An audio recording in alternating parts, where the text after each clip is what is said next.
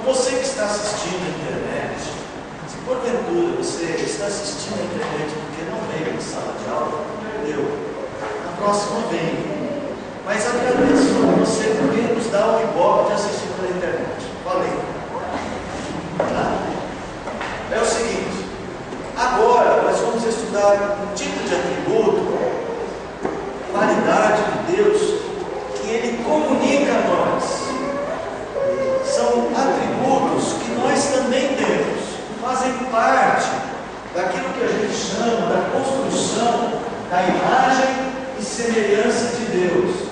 A gente chama de atributos comunicáveis, porque Deus nos comunicou, ou concedeu um pouco deles para nós. E vamos estudar esses atributos divididos em três tipos.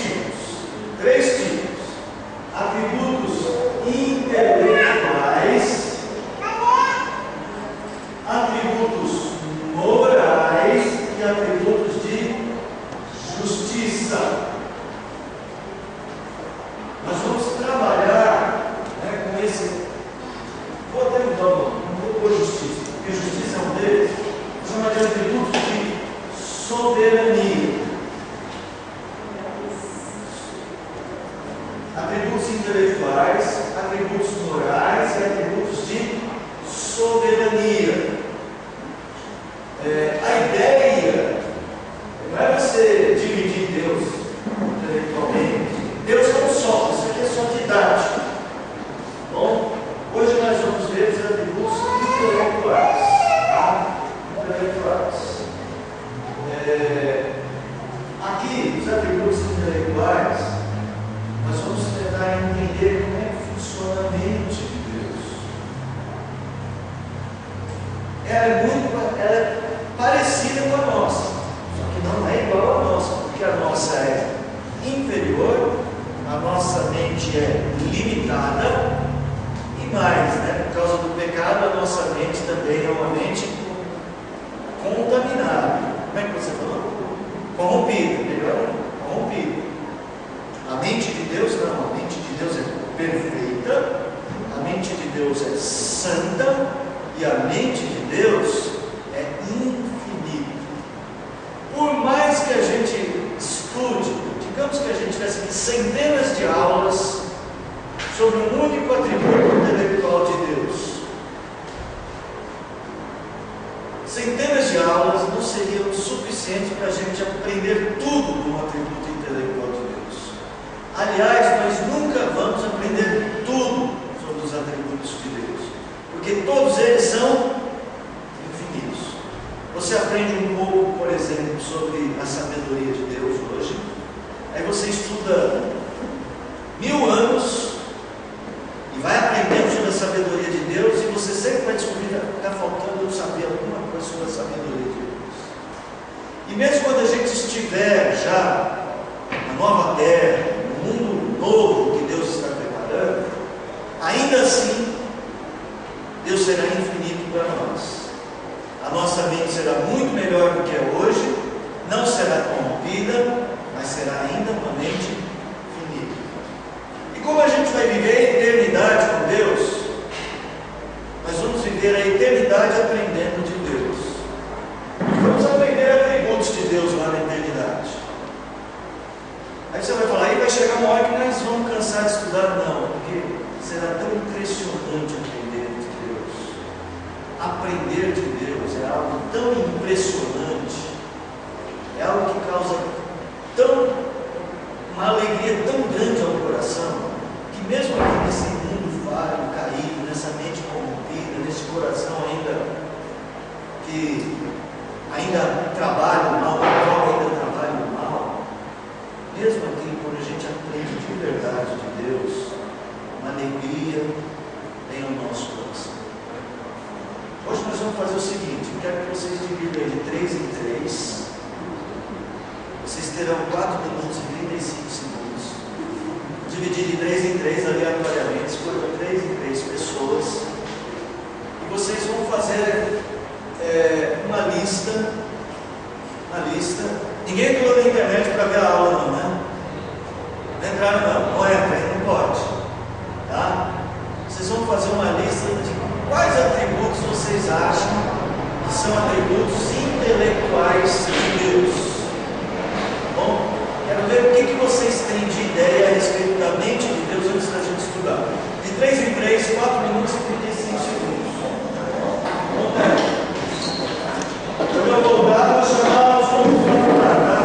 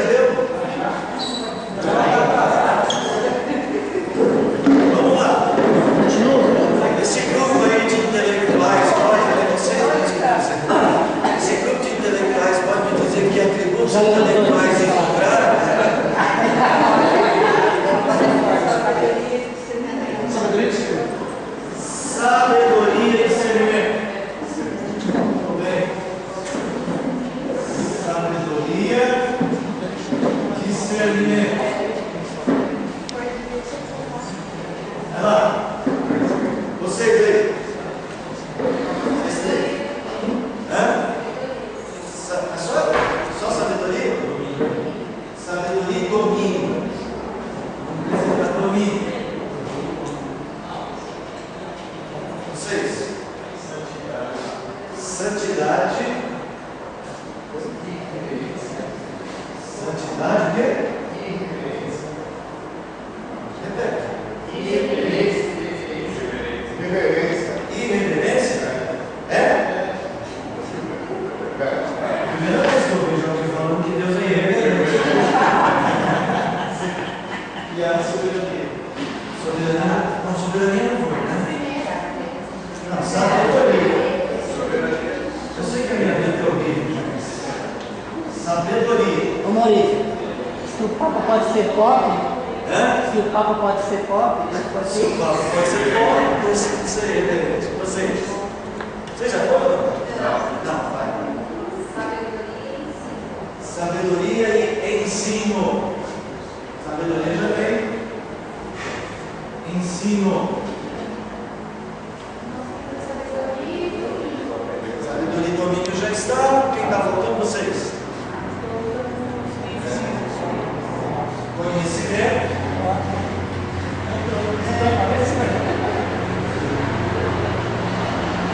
Conhecimento e sabedoria já tem. Raciocínio.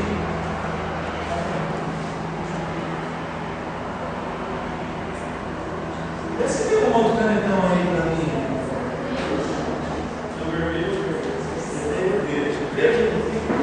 Verde fica ótimo, cara, mas não dá pra fazer. Quase que eu comi devagar.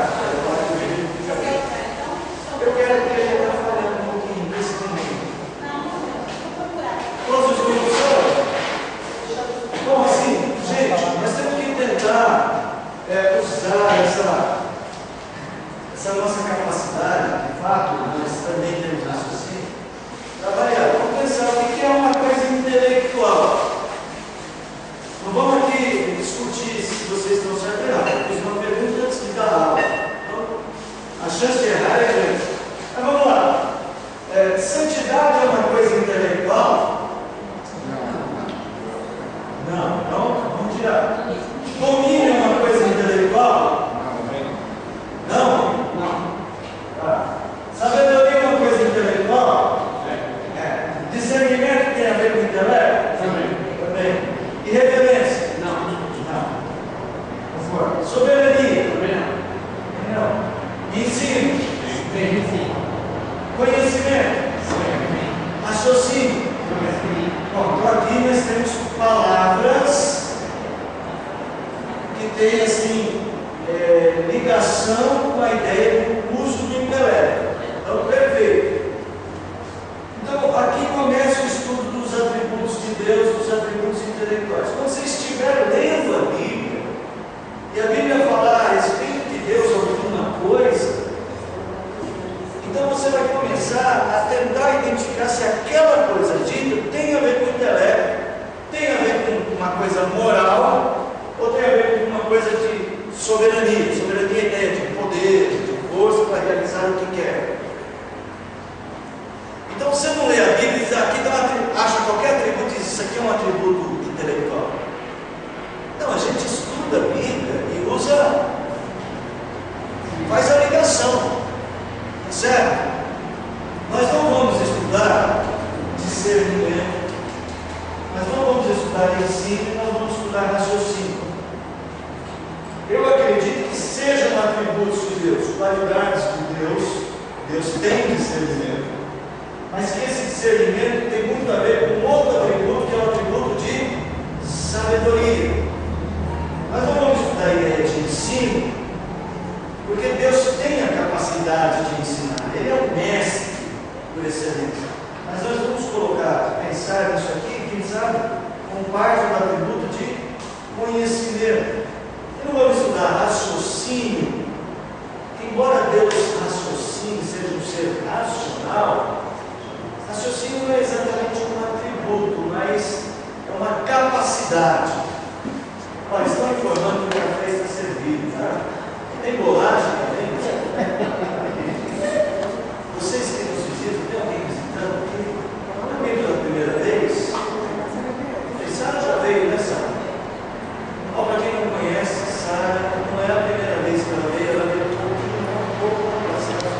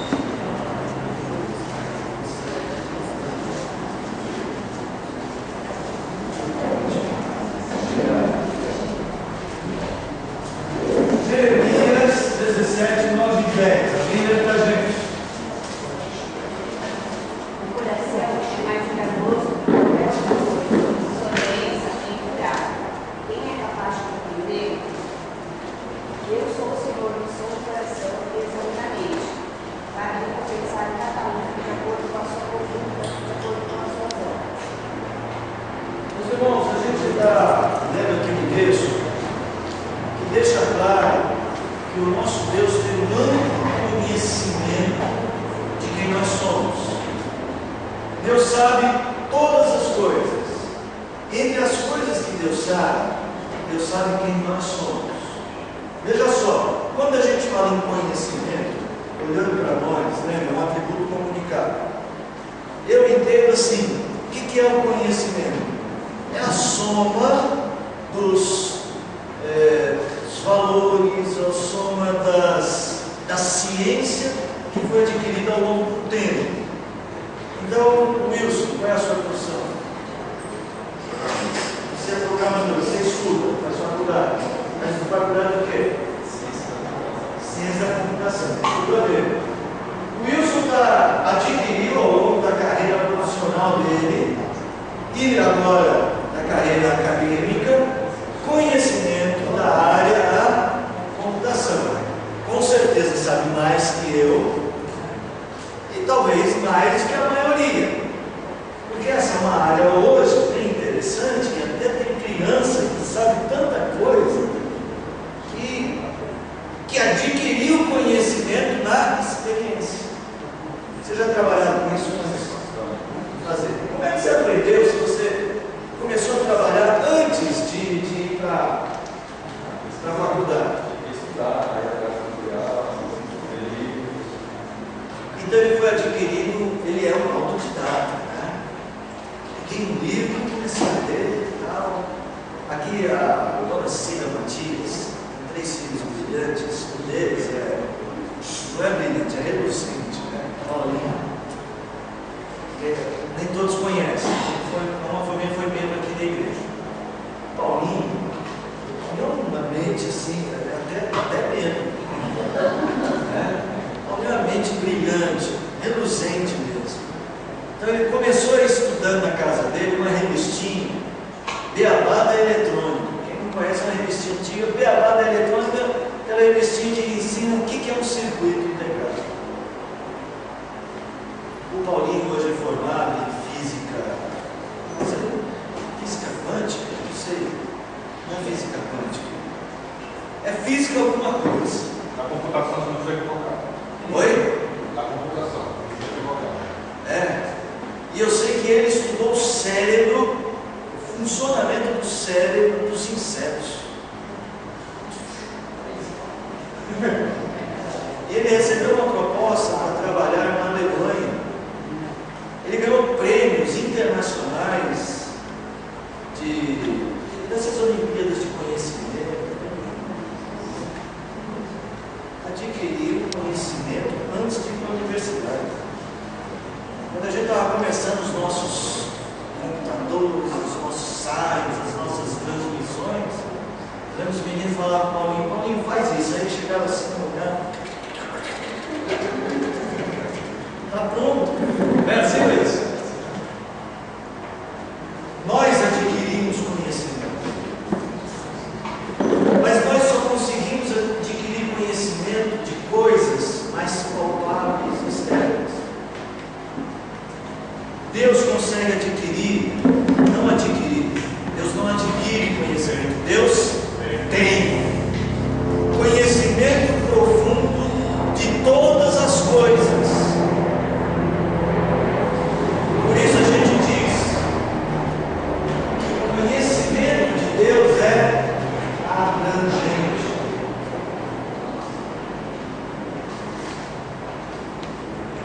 Você conhece o mar?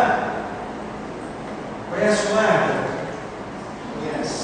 Tudo bem. Como é que você conhece o mar? O que você sabe do mar?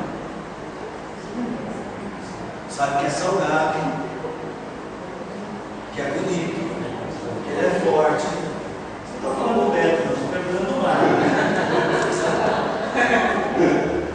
Que ele é salgado. Tá. Do Beto do mar? O mar. Bonito, salgado, forte, perigoso. Mas você, por exemplo, conhece quantas espécies de peixes tem no mar? Quantas espécies de seres viventes tem no mar? E você, por exemplo, já atravessou o mar a nado? Você já sabe quantas moléculas de água tem no mar? tem uma leve ideia do mar. Na verdade, ela conhece o mar. Lógico, não a experiência do pescador, não a experiência do biólogo, não a experiência, quem mais, gente? Do mergulhador, nem do maratonista que faz a maratona lá de tantas milhas do mar. Você não conhece o mar, é a experiência do banhista, né? A experiência da parte de nós. Deus conhece o mar. Mas Deus não só conhece o mar, esse conceito. Deus conhece cada molécula de água do mar. Não, mas não é só porque Ele fez. Quem fez esse café? Quem fez? Cafeteiro. A Bia. Não, mas não. A cafeteira fez o processo, você pôs a quantidade de água.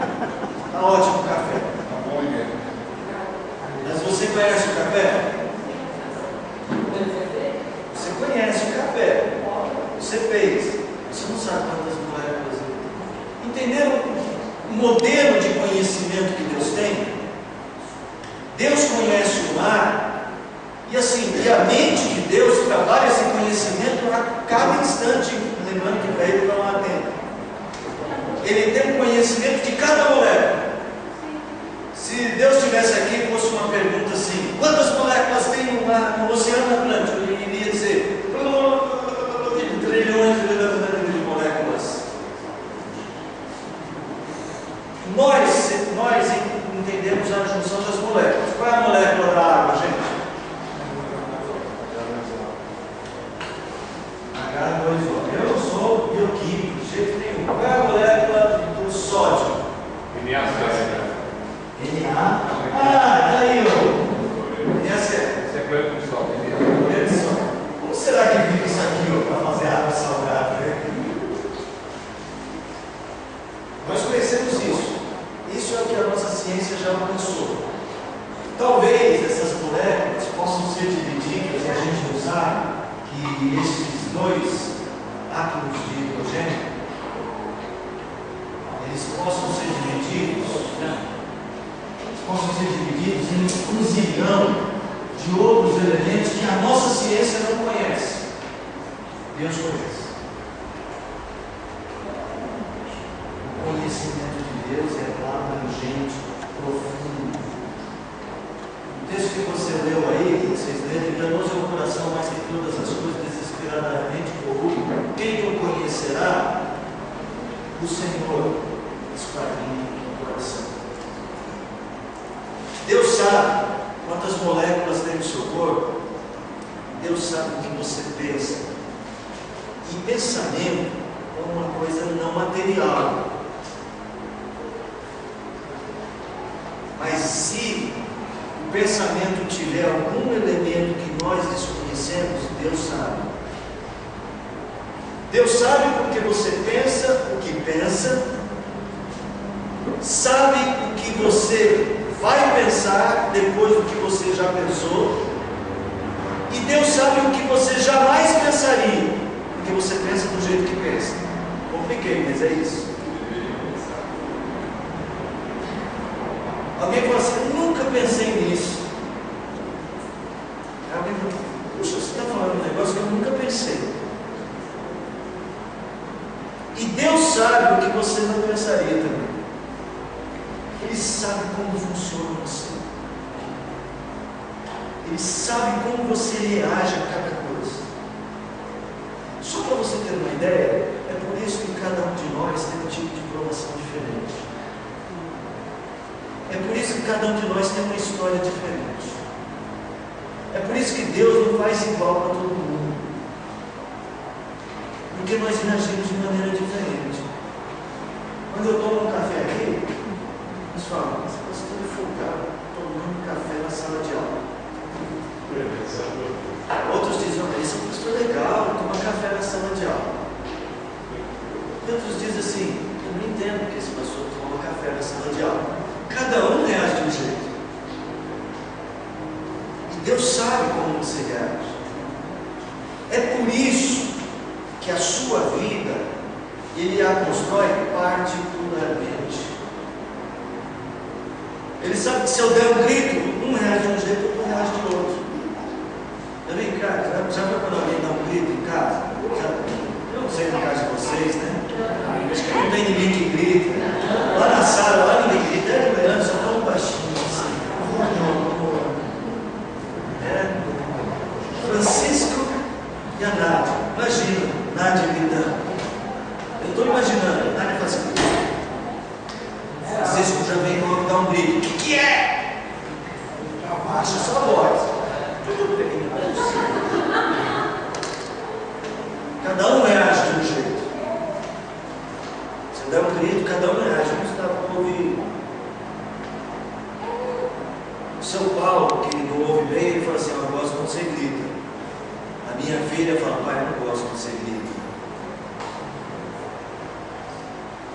Mas Deus sabe como você reage.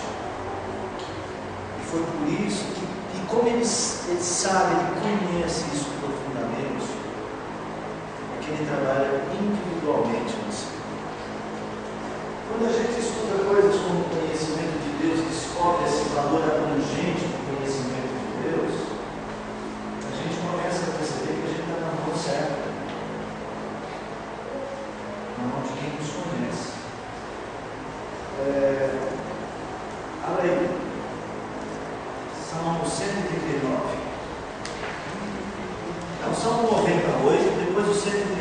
Uma mulher, na homenagem da mulher, é o Salmo 90, verso 8. E o homem, na homenagem da mulher, vai ler o Salmo 139, verso de número 13 a 15, até 16. Salmo 98.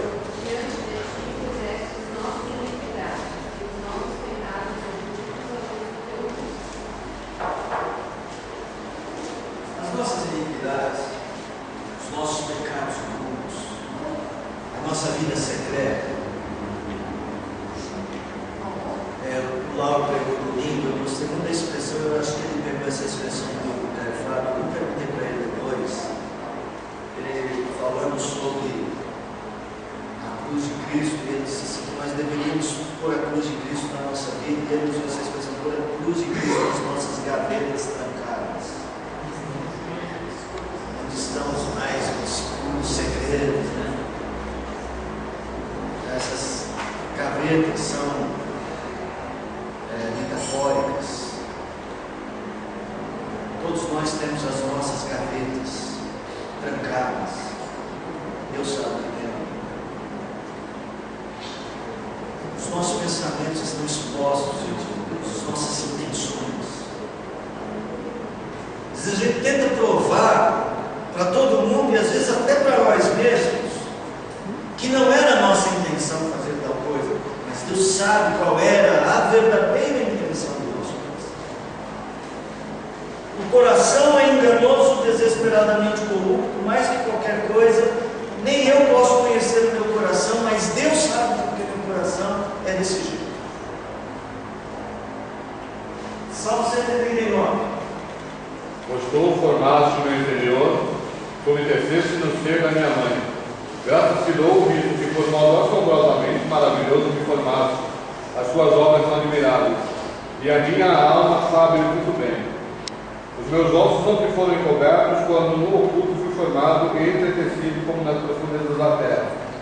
Os teus olhos me viram, a substância ainda informe. E no teu livro foram escritos todos os meus dias, cada um deles escrito e determinado, quando nenhum deles havia ainda. Aqui você está dando a ideia de Deus conhecer você, ainda quando você não existia. Eu quero falar sobre isso. Nosso conhecimento não é essencial, nós precisamos adquirir. Mas não nascemos sabendo. A gente tem até um ditado: ninguém nasce sabendo. O nosso conhecimento não é essencial, mas não nascemos sabendo. Nós nascemos com predisposições para o saber. Deus criou coração do homem já com predisposições para o conhecimento. O pecado também nos predispõe a conhecimento. E aí a gente vai falar o conhecimento do mal. Então uma criança, o Jean Piaget dizia que a criança é uma tábua rasa. Ele era psicólogo, mas ele falou muito sobre educação. Então ele diz o seguinte: a criança é uma tábua rasa, um livro em branco, que a gente, a sociedade, a família, as pessoas escrevem. É bem assim, de fato é um livro em branco, mas já é um livro predisposto. Ele não só recebe informações, o coração humano processa as informações de acordo com as suas inclinações. Entenderam isso? Assim, eu te dou uma informação. Como eu disse que cada um reage de um jeito, aqui, você. Hoje eu desenhei você com um narizão. O seu coração, a sua mente já tem a inclinação para um tipo de atitude, de postura. O conhecimento vem, e ele, para Jean Piaget, o conhecimento produz a inclinação. Para a escritura, a inclinação processa o conhecimento, entendeu? Então, o que eu falo, você recebe, cada um processa de um jeito. Cada um entende de um jeito. Se eu disser, gente, sábado que vem vai ter a noite do sorvete na igreja, há uma informação. Cada um processa de um jeito. Um processo dizendo, que legal, que bom, gosto de sorvete. Outro fala, mas sorvete eu não gosto, não quero nada. O que escolhemos? Cada um reage de um jeito. Aí eu não queria sorvete, eu queria crepe. E eu falo, por que só sorvete? Não sorvete com crepe depois. Cada um processa de um jeito. Deus conhece você antes de você existir. Ele conhece você sem os seus processos e com os seus processos. Ele conhece você antes de você ser quem você é. Antes de você existir, Ele sabe como você é e como vai reagir. Por que isso é importante? Porque isso torna você duas coisas. Primeiro, torna você mais temente. Porque se Deus sabe, está na hora de eu fazer a faxina na gaveta. Está na hora de eu confessar. De eu abrir o jogo de uma vez. E se Deus sabe e assim mesmo me ama, eu posso confiar nele. Porque eu faço uma pergunta para você. Se todas as outras pessoas com quem você se relaciona soubessem realmente o que tem nessas gavetas secretas que você guarda, elas te amariam? Não sei. Eu acho que essa é uma pergunta retórica, porque a gente não sabe como as outras pessoas vão processar certas informações. Mas olhando friamente, quase sempre, se as gavetas são tão secretas, se a caixa do avião, como é que eles falam lá? A caixa preta do avião está escondendo uma informação que não pode ser dita, é porque possivelmente não é boa. Se alguém conhecesse a caixa preta da sua vida, te amaria. Deus te ama assim mesmo. Então você pode estar seguro.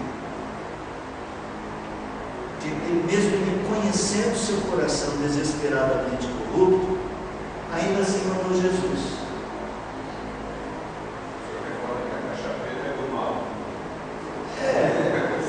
Estou dizendo assim, se ela está escondida, normalmente é porque ela esconde coisas que nós não queremos que os outros saibam. As coisas boas nós queremos, normalmente a gente quer que os outros saibam. Normalmente. Se Deus me amou, sabendo quem eu sou, eu posso me sentir perdoado. E eu me estimulo a uma ação diferente diante dos meus próprios erros. Deu para perceber a maravilha de conhecer isso? Como isso muda nossa maneira de pensar? Em relação ao próximo, se eu sei algo da caixa preta do Cláudio Honor,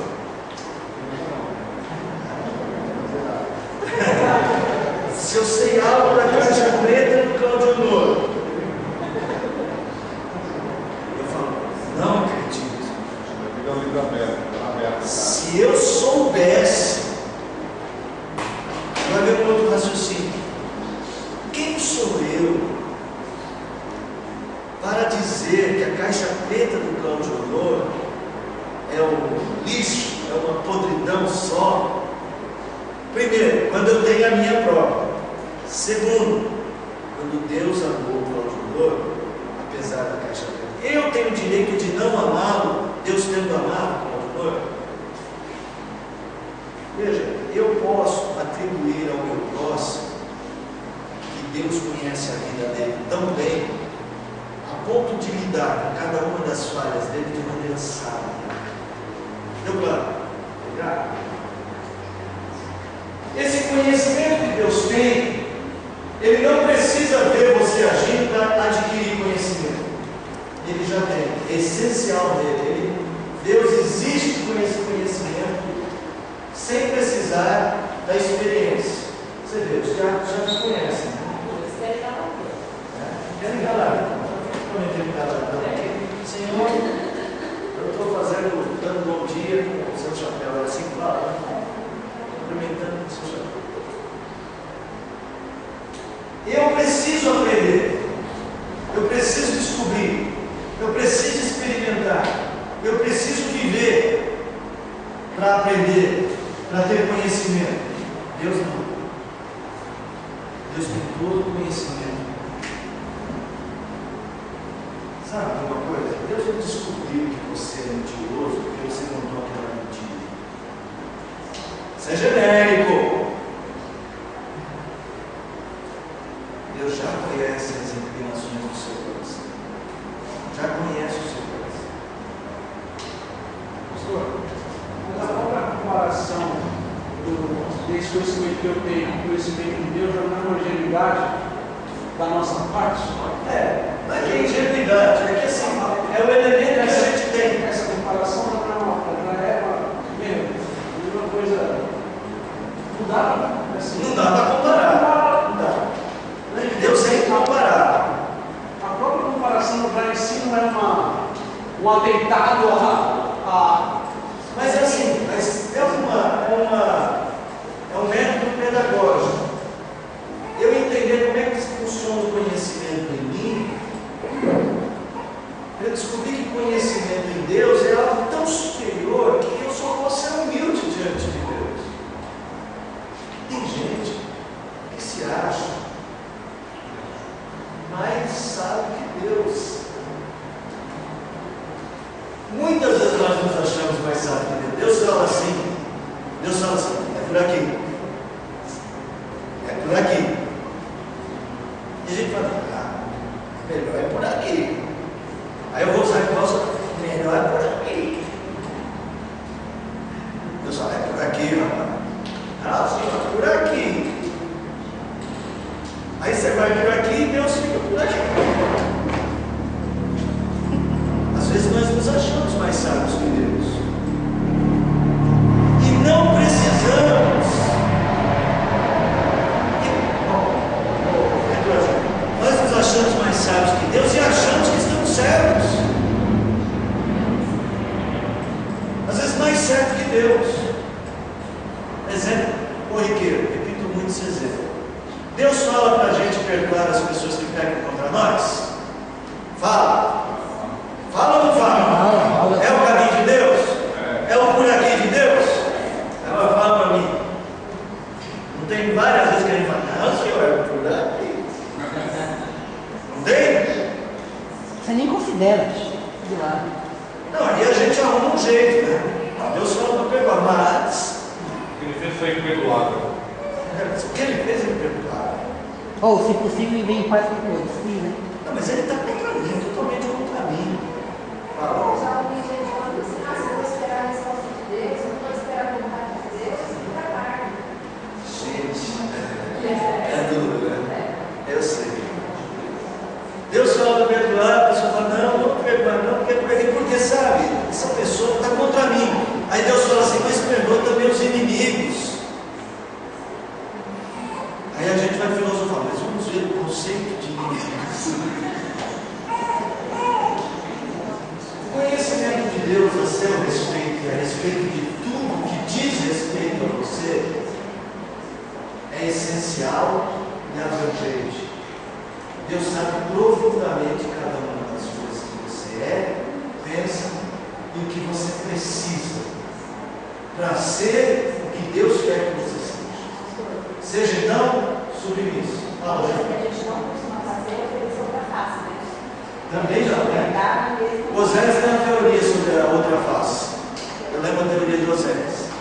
O sujeito bateu nessa face, Dá outra. dá outra assim. Ele bateu de novo, olha para cima que você é focado. Eu tenho uma interpretação dessa de Jesus, de dar a outra face. Vocês sabem, quem me ouve várias vezes, sabe que eu já falei isso. Dar a outra face não é simplesmente virar o rosto para apanhar. Oportunidade, né? É viver, é dar a oportunidade da pessoa que errou contra você, uma segunda chance da mesma forma para ela acertar. Empresto para você 1 milhão. 1 milhão cru. 1 milhão. Você não me paga. Aí uma outra vez ele vem e fala assim, eu empresto 1 milhão de novo. Eu dou outra face. O que eu faço? Empresto de novo. Para quê? Porque eu sou bobão?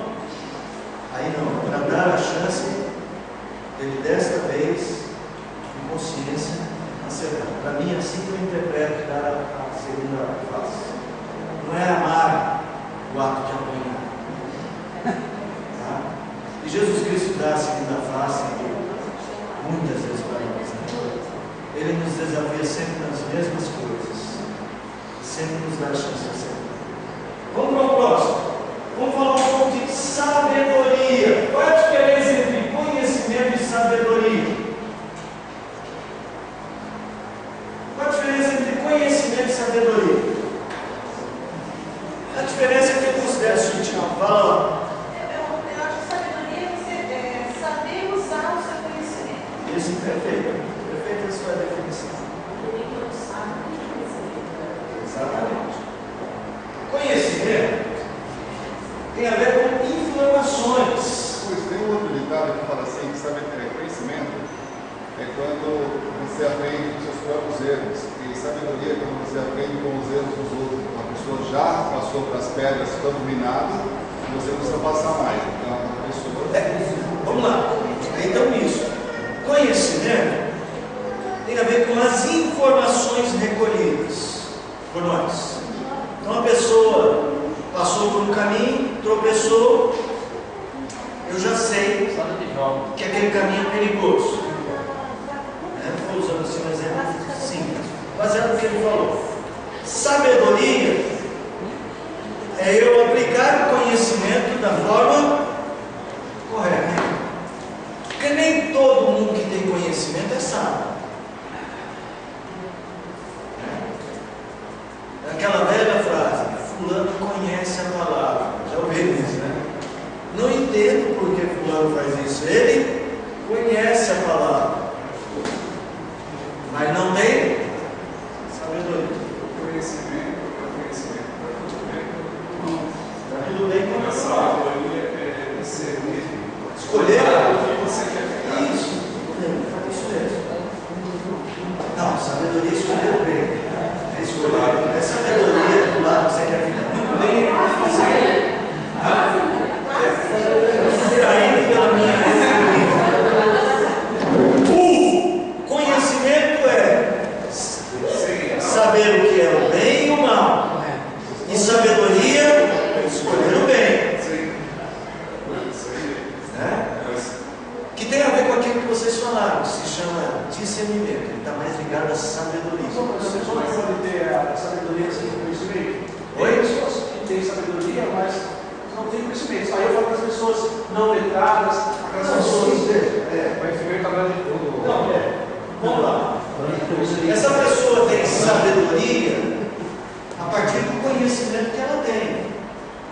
É que, por exemplo,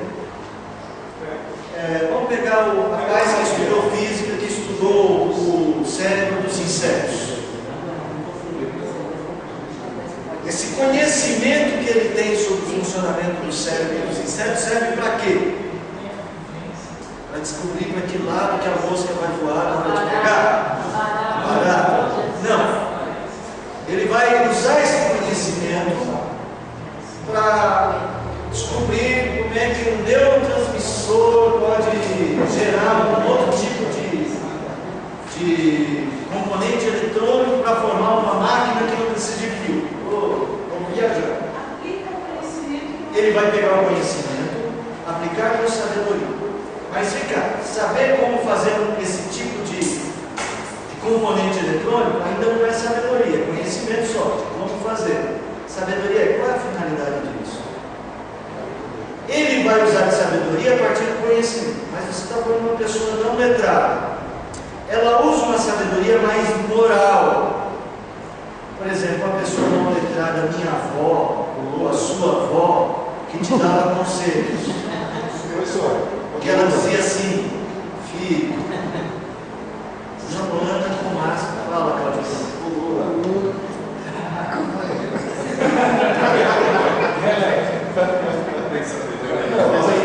Sabedoria moral. Paga aqui depois desse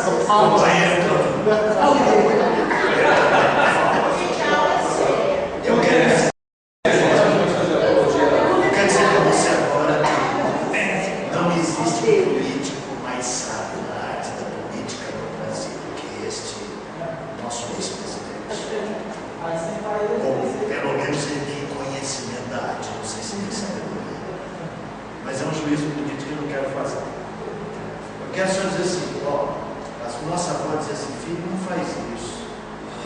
Não anda com qualquer pessoa. Escolha os seus amigos a dedo. Conselho sábio. Não precisa da escola. Aí você tem a pergunta: sabedoria é uma sabedoria, mas veja só, ela também não é destituída de conhecimento. Ela não é um conhecimento acadêmico, mas ela viu que quem andou com um amigo com gente ruim se deu mal. É um conhecimento vivencial, não acadêmico. Nesse sentido, a sabedoria sempre será a aplicação de algum conhecimento, ou experimental, ou a partir de um estudo dedicado. É uma aquisição de conhecimento. E a sabedoria é a aplicação da aquisição do conhecimento, seja de qual tipo for. Conhecimento do dia a dia, que a gente aprende vivendo, que a gente conhece pela experiência, ou aquele conhecimento mais acadêmico, mais formal. Então, assim, mesmo essas pessoas sábias têm conhecimento da vida prática, por exemplo. Não existe um sábio que a sua sabedoria seja espontânea, nasceu do nada. Normalmente é da experiência, como eu disse, a experiência de ver o que os outros já viram, ou de uma intuição. O que não impede de quebrar a cara. O que não impede de quebrar a cara. Aí eu cito Salomão. Verdade, verdade. Salomão, bom exemplo. Vamos a ele já já. Eu queria então só fazer essa distinção que conhecimento não é sabedoria, e que sabedoria é a aplicação adequada do conhecimento. Deus é sábio, porque o que Ele conhece de você, o que Ele conhece de todas as coisas, Ele aplica de maneira perfeita. Há um texto que pode ilustrar isso. Abra em Romanos capítulo 12, versos 1 e 2.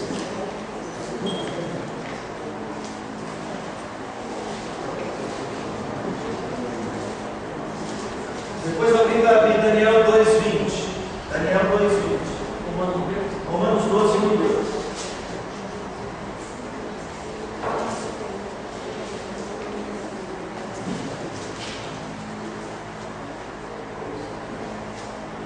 Quem achou Romanos? Leia para a gente. Rogo-vos, pois, irmãos, pelas misericórdias de Deus, que apresenteis o vosso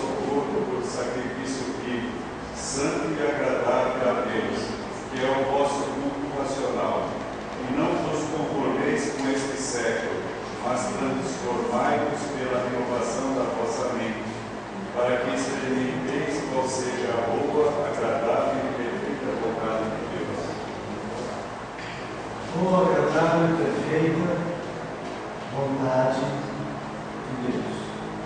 O objetivo de Deus é que você, por uma mente trabalhada pelo Espírito, trabalhada pelo conhecimento que você tem, venha a ter reações sábias a ponto de você experimentar uma realidade boa, agradável e perfeita. Deus não põe em seu caminho circunstâncias que põe só porque Ele gosta de ver você sofrendo, gosta de ver você em apertos, gosta de ver, quero saber que caminho que Ele vai. Deus está curioso. Não, Deus está trabalhando, Ele conhece tão bem você, e aplicando esse conhecimento com tal sabedoria, que Ele te ama tanto, que o desejo dele é que você experimente isso. Se você tiver na sua mente essa liberdade do Espírito, de experimentar a vida a partir desse pressuposto de que Deus é sábio em tudo o que faz, você vai experimentar cada uma das coisas da sua vida de uma maneira diferente. A vida vai passar de uma maneira diferente para você. A gente fica inconformado com a vida. Mas, por que comigo? Por que, Senhor, comigo? Por que comigo, Senhor? Por que não fez isso com o Humberto? Ele, Senhor, ele que precisava passar por isso, não eu. Agora, ninguém que ganha uma herança, acha uma lata com um monte de moeda de ouro, vai falar assim: Senhor, por que comigo?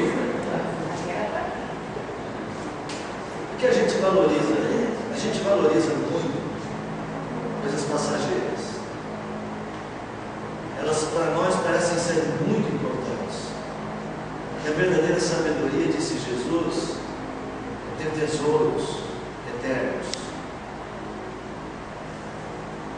Daniel 2:20.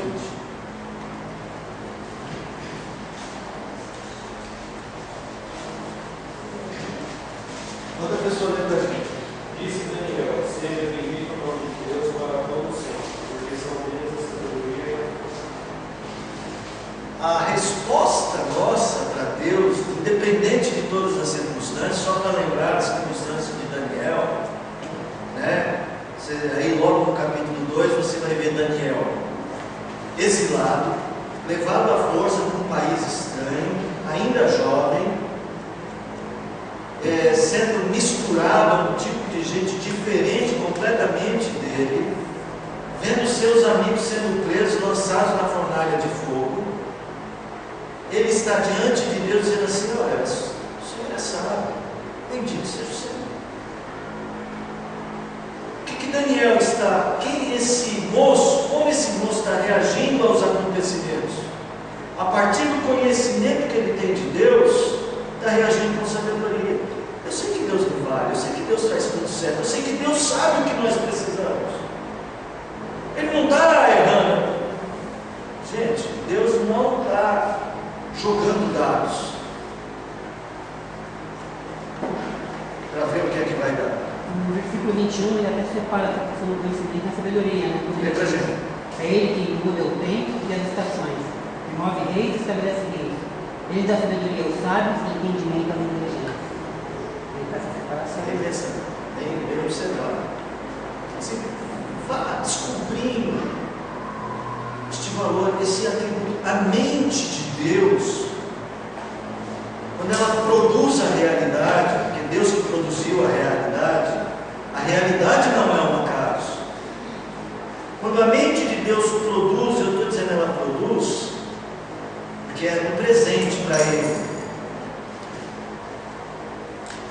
Se você quiser, eu posso usar a ideia do passado eterno, né? Quando a mente produziu aquilo que está acontecendo hoje, ela o fez de forma sábia e perfeita.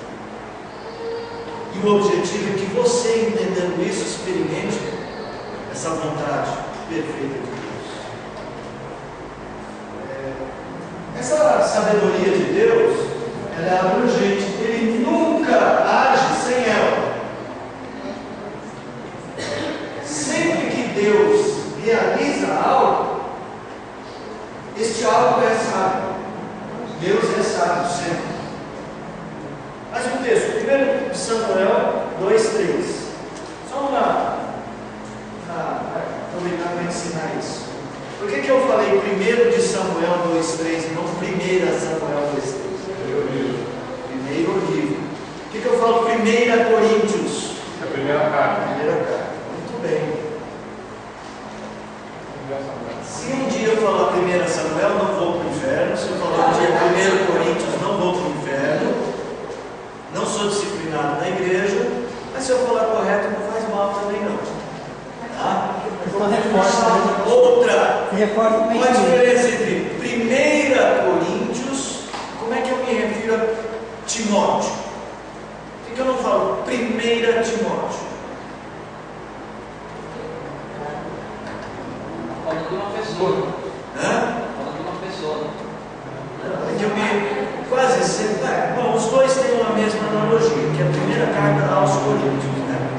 Eu fiz a pergunta errada. A pergunta é: por que eu falo primeira aos Coríntios e às vezes a gente erra falando assim, 1 de Timóteo?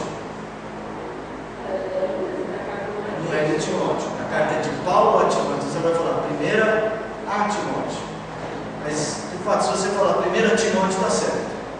Então, o nome da carta ficou Timóteo. Deixando o Timóteo de lado, falando de lado, e os exageros pedagógicos de lado, vamos lá para o texto 1 Samuel 2:3, quem achou? Não falais mais palavras tão altivas, nem saia da vossa boca a arrogância, porque o Senhor é o Deus da sabedoria e por ele são pesadas as ações. Tá? Precisa explicar? Nós não podemos ser arrogantes. Lê de novo. Uma outra palavra que eu quero destacar. Não faleis mais palavras tão altivas, nem saia da vossa boca a arrogância, porque o Senhor é o Deus da sabedoria e por ele são pesadas as ações. Tem algumas coisas da sua vida, como tem da minha, que eu não sei explicar porque foram do jeito que foram, ou porque são do jeito que são. O melhor caminho não é eu viver amargurado porque eu não sei explicar o que aconteceu ou por que aconteceu. Deus realizou, Ele pensa com sabedoria o que faz. Ele sabe o que fez. Não seja altivo diante de Deus. Não tente julgar a Deus. Julgar a Deus seria julgar o outro. Julgar a Deus é julgar o outro, mas assim, mais pesado que julgar a Deus. Deixa eu te falar, julgar a Deus é insensatez, é loucura. Então, mas quando você julga o outro, você não está julgando a Deus, se Deus é o outro, vamos dizer, é o contrário do outro. Quando eu julgo o outro, estou julgando a Deus também. Verdade, entendi, tá certo. Assim, eu tenho que evitar.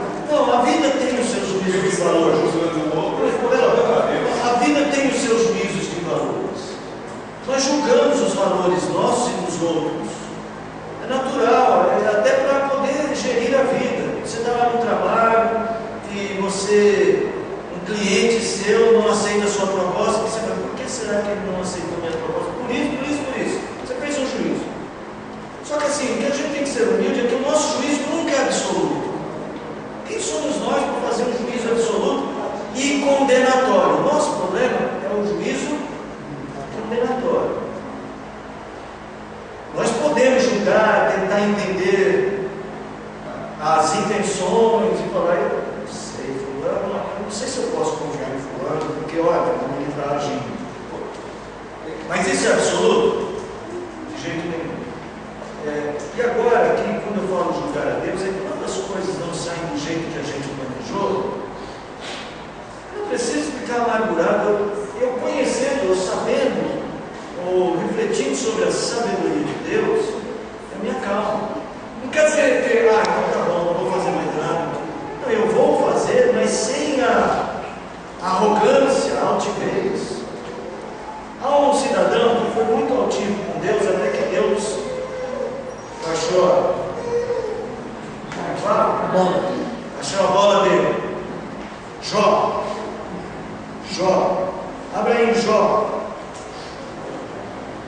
40. Sei que vocês gostam muito de Jó, é muito legal, né? Vocês querem ter a paciência de Jó. Por isso que eu estou pedindo, né, Jó, que já está terminando a aula, peço que vocês tenham muita paciência de Jó. Tá? Jó 40. Disse mais o Senhor a Jó. Depois você tome conhecimento do mais anterior, tá? Olha o que disse Deus a Jó. Acaso quem usa de censuras contenderá com Todo-Poderoso? Quem argui? Como é que fala argui a Deus que responde? Quem está me questionando que me responde? Aí Jó, não, olha que Deus vem. O que é Jó? Vamos por Deus assim na linguagem de hoje. Bem de hoje mesmo. O que é Jó? Qual é a sua vida? Aí Jó fala. Que é o Jó está mentirando. Hashtag fui. Sou indigno. Hashtag quem responderia eu? Quem te responderia eu? Hashtag põe a mão na minha boca. Hashtag uma vez falei, mas não vou falar mais. Aliás, falei 2 vezes, mas não vou conseguir o que o texto está dizendo. Jó 42. Jó reclamou de Deus, sim. Jó não reclamou de Deus porque que perdeu tudo e tal. Sabe o que Jó reclamou? Por que eu nasci? Bom, é uma maneira diferente de reclamar. Englobou tudo, né? Você, Deus, cara, se era para passar por tudo isso, por que nasci? Se achava justo. Está lá no 38, depois vocês. 32, aliás,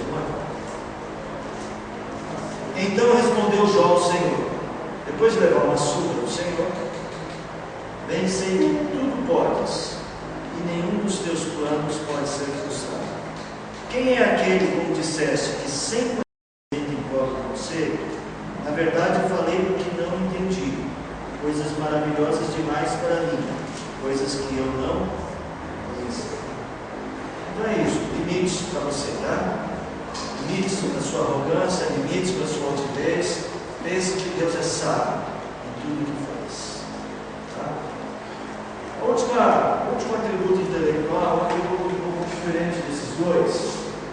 Vamos correr com ele, né? Vamos passar por ele correndo. Ele, da mesma forma, é abrangente e essencial, mas ele tem outras características. É a verdade de Deus. Se você puder aí, abra sua Bíblia em Números 23, 19. O que é uma pessoa verdadeira? O que é uma pessoa verdadeira? Oi? Que? Autêntico. Que não mente. Transparente. Então, estou dizendo que trabalha com a verdade. Mas não é só isso. Mentiroso é uma pessoa de verdade? É uma pessoa verdadeira? No certo sentido é porque é uma pessoa. Beleza? Qualquer pessoa é uma pessoa verdadeira porque é uma. Assim. Você não é uma pessoa de mentira. Você é uma pessoa. E isso é verdadeiro. Nós somos verdadeiros não só pelos atos morais da verdade, mas nós somos verdadeiros pela existência. Nós somos gente de verdade. Você sabe que tem uma teoria filosófica que diz que nós somos apenas um sonho, né? Assim, a história é bem simples. Um monge budista um dia sonhou que era uma borboleta. Ele sonhou mesmo que era uma borboleta. Sempre. Ele é um monge budista, não tem essas conotações pejorativas de hoje, tá? Ele sonhou que era uma borboleta. Aí ele acordou. Quando ele acordou, ele falou: vem cá, será que eu sonhei que que era uma borboleta, ou eu sou uma borboleta que agora está sonhando que é a gente? Gente, se alguém teve a ideia, feliz ideia. Então assim, é uma teoria de que essa existência, ela não é a realidade. É dessas teorias que existem meio mais transcendentais, malucas por aí. Nós somos uma realidade. Nós somos de verdade. Pode acreditar. Nós somos de verdade. Deus também é verdadeiro, que Ele realmente existe. O texto que eu pedi para vocês lerem aí é o texto de Números 23, 19. O primeiro tipo de verdade de Deus é essa verdade moral. Vai lá, quem achou pode ler. Deus não é homem para que minta, nem filho de homem para que se arrependa. Porventura tem prometido e não fará, ou tem falado e não cumprirá. O atributo, aqui passa a ser um atributo moral também, essa verdade, ela tem uma conotação moral. Deus é verdade porque o que Ele diz é certo, é confiável. Faz parte desse atributo que é uma extensão do atributo de sabedoria.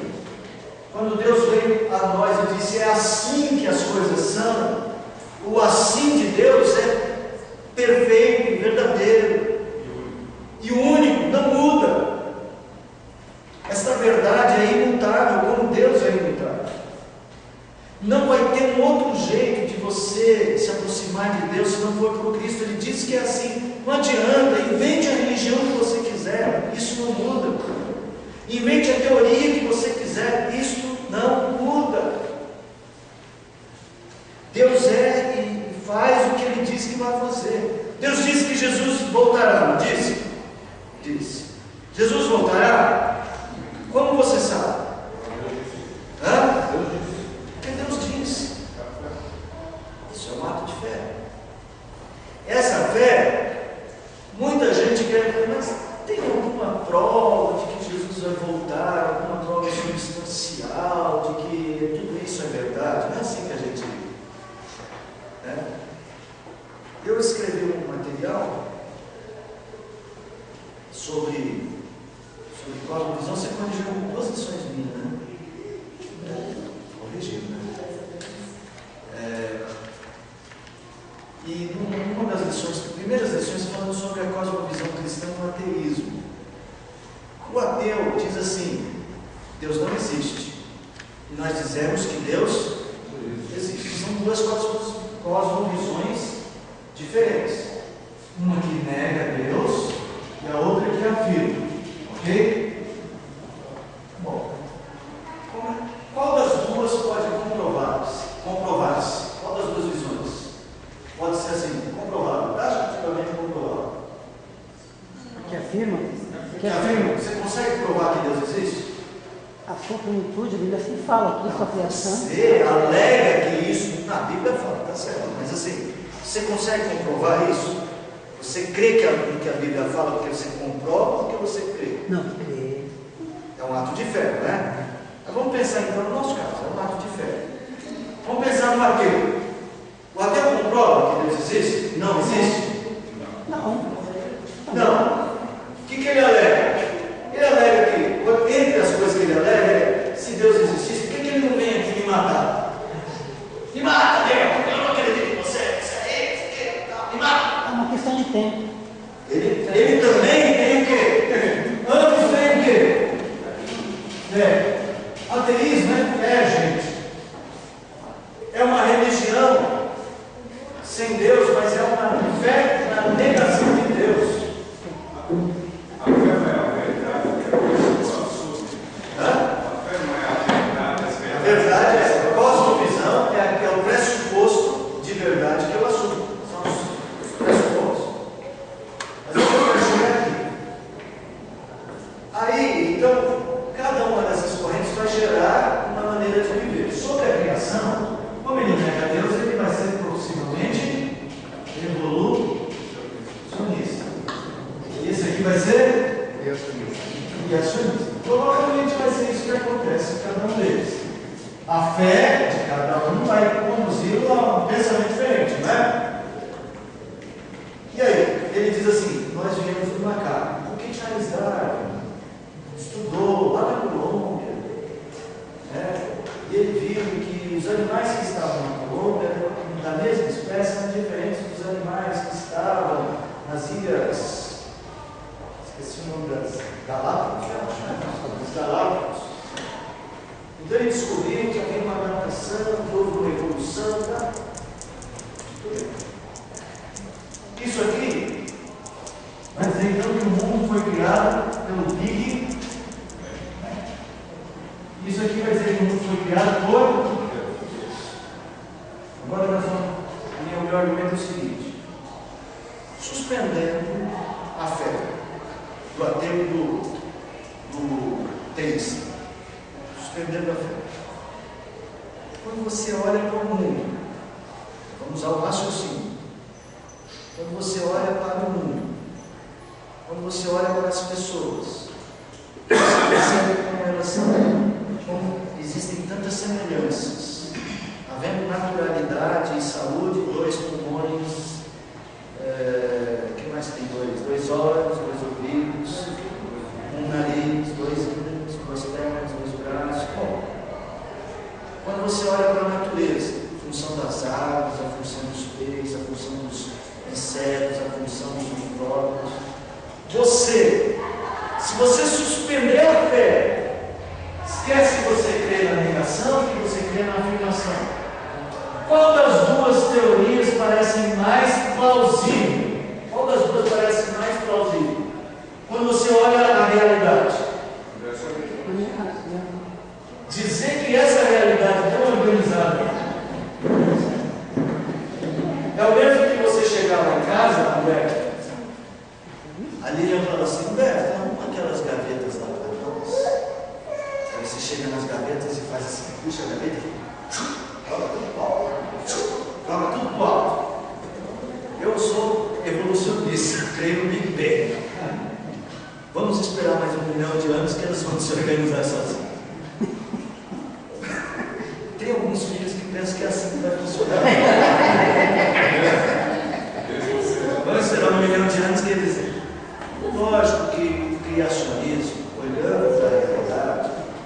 Agora sim, o ponto que eu quero chegar é que no fundo, o que Deus disse é verdadeiro. Tá? Então assim, esse atributo intelectual de Deus é que a sua palavra reflete aquilo que Ele é. Ele é verdadeiro. Eu sei que às vezes a gente fica muito frustrado de não conseguir provar tudo. Que a gente queria ter uma fórmula mágica para chegar lá na faculdade, aquele professorzinho de física, ou de filosofia, ou de história, e dizer para ele o seguinte: está aqui, seu professorzinho. Desculpa falar assim, professorzinho. Se você estiver assistindo o professor, eu retiro. Olha aqui, eu sei que a gente gostaria de ter isso, a carta da manga, a prova final. Mas nós não temos. Todo o nosso raciocínio a respeito disso vai cair numa única palavra. Usando ela. Maurício. Fé. Maurício, tem alguns estados lá dos Estados Unidos, lá, né? Oi? Tem alguns estados lá nos Estados Unidos, Certo. lá, acho que Michigan, outros lá, eles estão radicalizando, eles estão querendo proibir o evolucionismo nas escolas e defender o criacionismo. É muito radicalizado, né? Mas eles estão trabalhando em cima disso. Ontem eu ouvi uns colegas pastores falando disso. Falando de pais que estão criando escolas das famílias. Veja, nós não temos que ter problema com nada. No final das contas, a verdade vai prevalecer. Então, eu creio na palavra porque eu creio nesse atributo da verdade de Deus. Abra aí o último texto, 1 Tessalonicenses. 1 1 Tessalonicenses, capítulo 1, verso 9. Última leitura, eu quero ler. Pois eles mesmos, no tocante a nós, proclamam que repercussão teve o nosso ingresso no vosso meio, como deixamos ir, vos convertestes a Deus, para servir o Deus vivo e verdadeiro. Esses homens e mulheres crentes de Tessalônica, criados debaixo da filosofia grega, Tessalônica era uma cidade da Grécia, daquela região da Gaia, criados debaixo de uma filosofia grega, de várias tendências idólatras, eles tomaram a decisão de mudar a sua maneira de ver o mundo, como eles deixaram os ídolos e se converteram ao Deus vivo e verdadeiro. Eles chegaram a uma conclusão que era por fé, mas eles discerniram, e aí é lógico que é pela obra do Espírito Santo, que aquele Deus que tinha sido anunciado por Paulo a eles, era o único Deus real. Lembra Paulo no Areópago? A esse Deus que vocês dizem desconhecer, vejam, caros atenienses, seus muito religiosos, bênçãos para todos os deuses. Esse Deus desconhecido é o que eu digo, é o que eu anuncio. Ele criou todas as coisas. É nele que nós vivemos e nos movemos. Paulo dizia isso com segurança, porque cria na verdade de Deus. A palavra de Deus é a verdade. Sei que às vezes é difícil, sei que às vezes é difícil obedecer, sei que às vezes nós resistimos, nós ficamos inventando alguma razão para agir de outra maneira. Aplicar a verdade de Deus, aplicar a palavra de Deus, é usar o conhecimento de Deus, é usar a sabedoria de Deus, é usar a verdade de Deus para a própria vida. Bom, os atributos intelectuais de Deus nos revelam. Olha que legal. Primeiro, os atributos intelectuais de Deus nos revelam uma mente perfeita, confiável. Descanse na sabedoria e conhecimento